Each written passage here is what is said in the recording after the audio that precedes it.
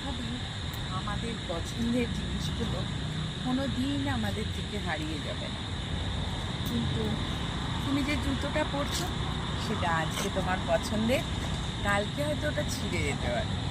আবার তুমি যে ব্যাগটা নিচ্ছ সেটা হয়তো আজকে তোমার আছে, কালকে নাও থাকতে পারে। এরকমই কোনো জিনিসের প্রতি বা কোনো কিছুর প্রতি অত্যাধিক আকর্ষণ কিন্তু ভালো না। পছন্দ বলে কিছু নেই, আর নির্দিষ্ট বলেও কিচ্ছু হয় না। যেটা আজকে তোমার খুব কাছে, কালকে সেটা কিন্তু তোমার নাও থাকতে পারে।